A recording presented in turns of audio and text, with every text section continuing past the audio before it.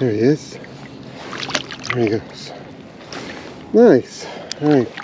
See you later, fish. Hello everyone. Back at it again with another video. We've got a beautiful spring morning to fish here. We had a rainstorm just come through. And a gentleman at the ramp told me he was killing them on spoons while it was raining, really pouring. And I foolishly was sitting in my truck waiting for it to stop raining so I could film. Don't do that. That's my hot tip of the morning for you. Don't do that. I learned that the hard way. Anyway, the bite is slowed down and I'm running through a box of lures. And I had this idea I was going to catch a bunch of trout on BFS gear. In case you're not familiar, it's just throwing light lures on bait casting gear instead of spinning gear. That's all it really is. I tried a Karashi, which is really a great lure for bass, and they wouldn't go for it.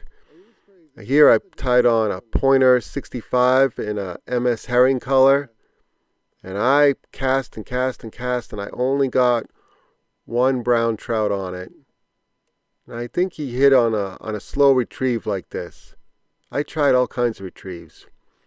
Jerk, jerk, pause, fast, slow, and just kind of that slow, even speed wind. Got one to go for it.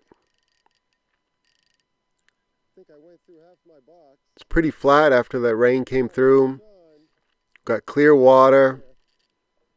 I'm in my waders, which, you know, springtime of the year, if you've got trout ponds around you, usually they have pretty good wading conditions. You know, they're not typically just mud bottom. They're sandy bottom ponds, at least around my area. And you can wade around them pretty efficiently. There's that gentleman that was smoking them in the rain. Nice guy. I didn't catch his name, but he was doing pretty well on spoons, he told me. That pointer popped off once I got him in the net. And he's just got one hook that kind of side-swiped him in the back. So I'll pop that off of him. And I'm going to let him go. These are broodstock fish. So sometimes when the hatchery has extra brood stock from spawning, they'll release them for anglers to catch. And then I release them for other people to catch again. Maybe even me. But I only got one fish on that BFS rod and just on the pointer 65. I tried spoons, I tried spy baits, I tried a lot of different things. And it wasn't until I got to the Ned Rig that I really started putting fish in the net. And there's a lot of fish. They must have just stocked it recently. But pretty much every cast with the Ned Rig I was getting hit. Like I just got hit, I don't know, a few seconds ago. You see me start to reel faster. There's another one. And they're kind of twisting up the Ned Rig, messing it up. So sometimes, like in that first clip, I had to straighten the tail of the Ned Rig out. And that's just because they were short striking it, pulling the tail, twisting it up, that kind of stuff. And if it's not straight, it kind of spins through the water instead of swimming. So the couple major things with the Ned Rig is that I'm not fishing it on the bottom like you might do for bass or other species. I'm swimming it. There's a trout that just swam right by me, not the one in the net. Yeah, so it's pretty well loaded in here. But they're, you know, and they're not the brightest fish. They just came out of a hatchery. But they can be particular. Like I said, I went through my whole box of spoons. I went through spy baits. I went through a lot of different lures before I ended up on the Ned Rig. I take about a 1/4 inch off the nose of a finesse TRD. And I rig it on a 3/32 ounce tin jighead with a #1 Gamakatsu hook. I got a few drops on the camera while I was landing these trout, and that's going to be with us for a little while. I'm sorry about that. I didn't realize they were splashing so much that it would hit the camera. Plus, I was focused on fishing, I guess. And you notice the retrieve. I'm not just winding it in, although I have experimented with that too. Some years, that's the deal, and I think it depends on just how active the fish are and what exactly they want. But I think last year I did the best on just a slow, do-nothing wind in. So just as slow as I could turn that reel handle, I could feel the gears kind of meshing with each other. That's how you know that you're going slow enough. And if you go too slow, you'll start snagging leaves and branches and junk on the bottom. You don't want to go that slow, but pretty darn slow. This year the water is a little bit warmer, I think. At least the water and the air temps are a little bit warmer, and the fish are a little bit more active. And I did best on that shaking retrieve. You can see with the close-up of the reel how I'm shaking it, shake it, and I'm just shaking it all the way in as I'm slow winding. That's a little better brown. There's a bunch of them in here. There's also a lot of small fish. I talked to a gentleman in a bass boat, and he said that the smallmouth were eating the little trout. And some of the trout, they were so small they still had par markings on them, and that's what you see in really young juvenile trout. And I don't know, some of them might be 4, 5, 6 inches. So the Ned Rig helps eliminate some of those short trout, those really short trout, and focus on these bigger fish, which is really what I'm trying to catch. Yeah, so if they're small enough for smallmouth to eat, that means they're pretty small. I mean, 4, 5, 6, 7 inches, and there was a lot of them. Oh, I saw a spoon on the bottom while I was waiting, and so I thought I'd just use the tip of my rod to scoop it up. And it's a Thomas Rough Rider. I like that spoon. I've caught a bunch of trout on it before. Not on this trip, but on other trips I've used it. Usually I like the spoons in the wind when there's a little bit of chop on the water and it's too windy to fish some of these other slower presentations like the Ned Rig or soft plastics or trout magnet. I guess that's a soft plastic too, but yeah, in these kinds of conditions I typically do the best on soft plastics. I'm sure you could catch these trout with other methods too, like power bait on the bottom or fishing shiners or something like that. But I really like fishing artificials for these fish. The Ned Rig, it has a single hook in it. There's a little tiger. He's not a very big tiger, but he's a tiger, and he counts as a tiger. The other thing I was doing with the Ned Rig is adding some scent to it. And I felt like this increased the number of bites I was getting. Like I said, a lot of the fish were short striking, and just a little bit of scent helps them climb up on that bait and get to the hook instead of just pulling at the tail. Now these fish have come out of a hatchery. They've never seen a crawfish before. They don't even know what a crawfish is, but there's something about the smell, the scent that they seem to like. And you could use other scents too, like I've done well with power bait trout scent. That's probably the same stuff they put in the power bait eggs or the paste. And the trout definitely like that scent, that flavor. What else have I used? You could use something like a smelly jelly. They have some trout flavors. You could use, even something like a herring flavor. And again, these fish haven't seen a herring. They don't even know what a herring is. Just some scent on there to get them to seal the deal. It's kind of a rough camera angle there. I dropped that trout out of the net. Quick release.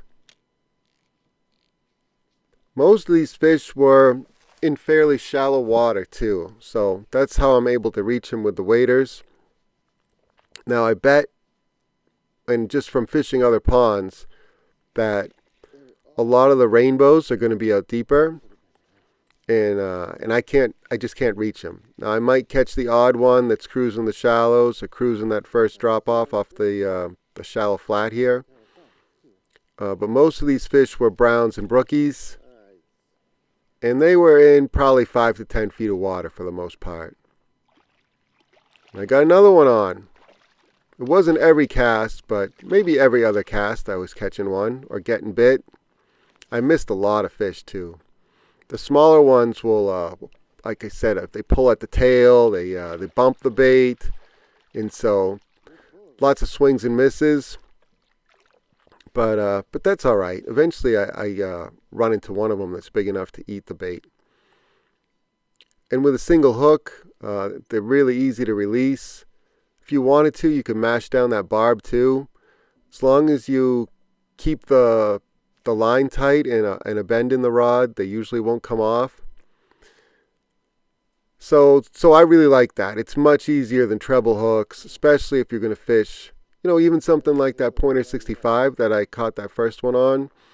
It's 2 sets of trebles, so it's 6 hooks. They shake and twist and twirl and turn and jump and throw their heads. So, it's easy for them to dislodge the bait. It's also easy for them to stick a hook into you. I lost that one. You see it jumping all around? And he twisted up my Ned Rig. That's probably why I lost him, is because some of the plastic got balled up on the hook. But that's okay. I'll just catch another one. And that's kind of the great thing about soft plastics like this, is that it's easy to sort through the fish. I'm missing a bunch like crazy here. It's easy to sort through the fish. If you're going to keep some, you can decide, do I want to keep a brook trout or a rainbow or a brown trout, or maybe I want to let all the tigers go, which I do, because they usually don't stock too many of them. There's another water droplet on the camera lens. I had the camera lens kind of up too, in a higher position than I normally do, just to try to keep it out of the water. I didn't realize how much spray and stuff the fish were casting out. That was a little tiger, another tiger. Maybe he wasn't that little. The camera picture made him look a little bit smaller than he actually was.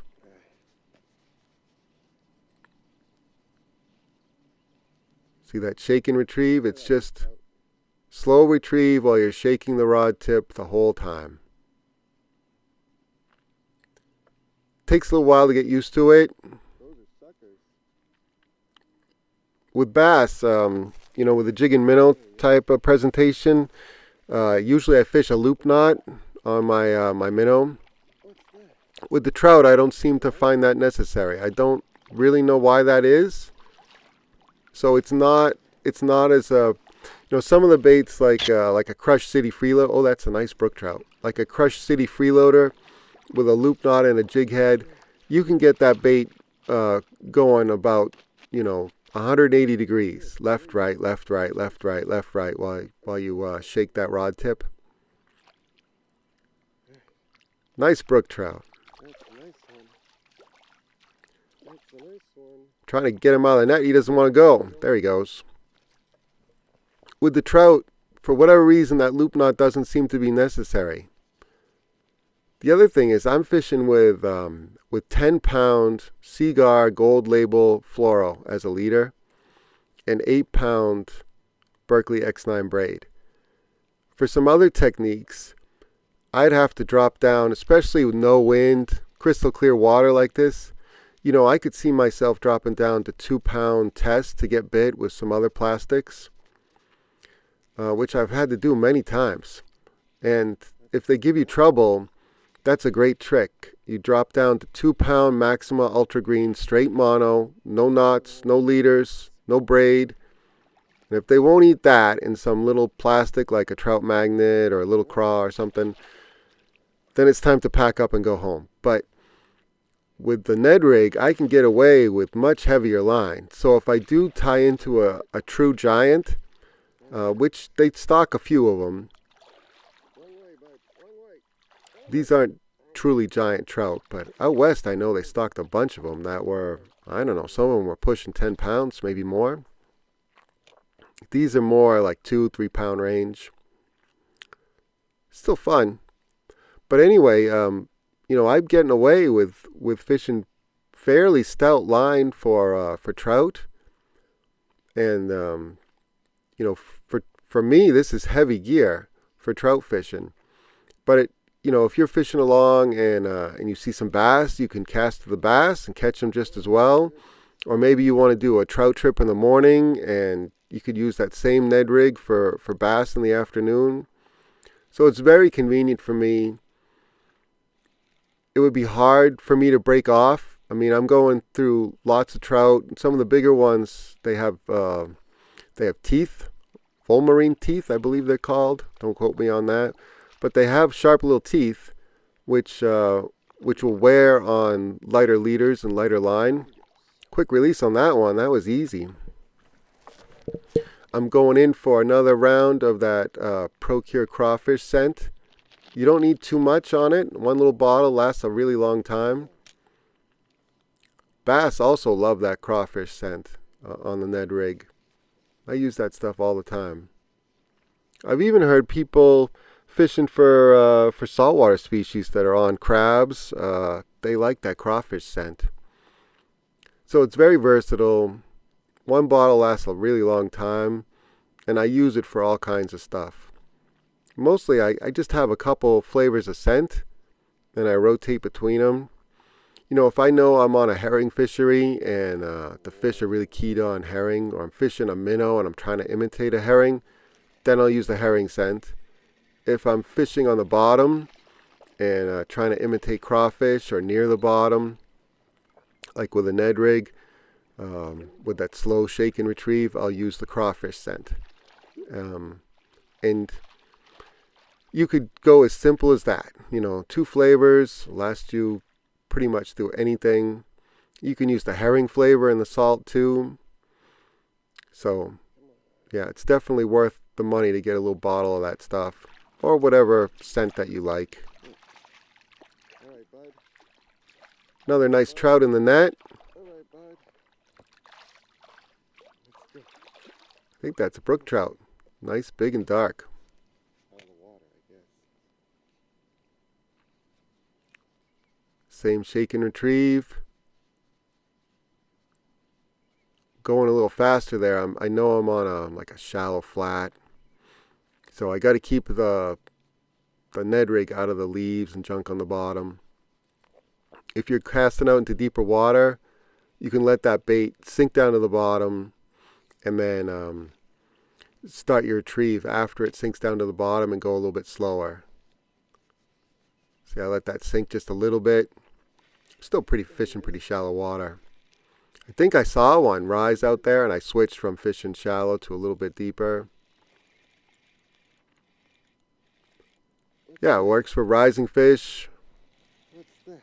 Works for fish just cruising the flats. It's another one. I'm fishing it in a natural color called Gobi Bryant, but I've used a bunch of different colors, and it seems like any kind of natural color works pretty well.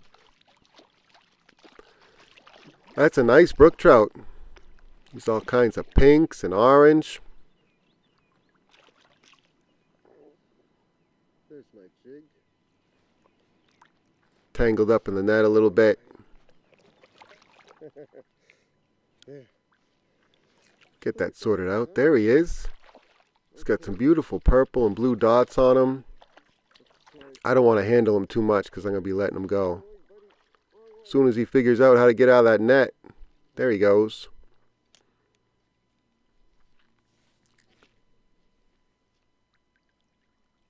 Trying to wring the water out of the glove on my left hand. It's getting warmer, but it's still not super warm yet. And those fleece gloves, you know, they do get wet, but they also keep my hands a lot warmer. I could fish in, yeah, anything down to about, I don't know, 40 degrees if my hands are getting wet like this. What's that one? In the early spring, they're a lifesaver. I bet I didn't really need them too much on this trip. It's getting a little bit warmer now, but they're nice to have early. Gotcha. There's another nice one in the net. Yeah, they love these Ned Rigs. I've also used, that's a nice brown. I've also used, what are they called? They're called Z-Man hula sticks. I'll fish them for bass for a while until basically the head of the bait and maybe even the tail section are kind of chewed up and used up. And I'll cut the bait in half, right beyond the egg sac, or what's supposed to be an egg sac on a plastic bait. And then I'll use the tails from the hula sticks. So you could get 50 bass on a hula sticks for bass fishing. Cut the tail off, put it on a little jig head like this. Look at that jump, and catch 50 trout on it. Actually, probably not 50, probably 25. And the reason for that is their little teeth. They shred these Z-Man plastics after a while. So bass, usually a TRD. There's another brown. TRD is good for about 25, and then you can flip it around, fish it for another 25. With bass, they tend to turn out the hook after a while. I don't have that trouble with the trout, at least in this size range. But they do shred the Z-Man plastic, so it's good for about 25 fish. But still, you know, you can catch a whole bunch of fish on one bait. That's the point of the story here.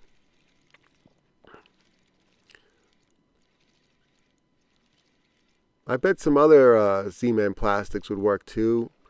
I haven't done too much with, you know, like other Ned Rig baits, just because the Z-Man stuff works so well. And with Plastisol, I think the trout, I'm just catching too many trout that the Plastisol baits would just get ripped so easily. I'd constantly be going through baits. So, another nice brook trout. Thanks for playing, bud. This was the afternoon shift, and I was looking for a trout for dinner. I let all the ones in the morning go, and I'm fishing at a different pond. Again, crystal clear water. It's the middle of the day, sun's way up. I just missed one right there. But I just want to show you it works pretty much all the time. Generally, the best times for trout fishing are early in the morning and then again in the evening. But this was before dinner time, so probably around 3, 4 o'clock. So really, it's the middle of the day, the sun's high, crystal clear water. I'm using the exact same rig. And I got a nice brown.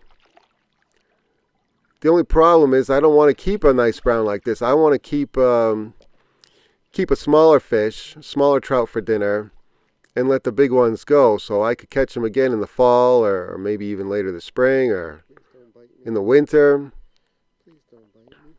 I like to catch the big ones, so I'm trying to practice a little selective harvest here. Let the big ones go. That's a nice brown right there. Beautiful fish. So I'm going to let him go, and then later on I caught some smaller trout that I kept for dinner. Alright, thank you very much for watching. I really appreciate it.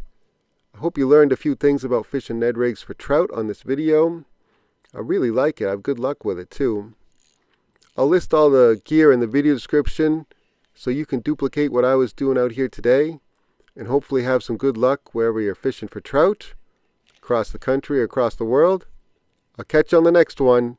See ya!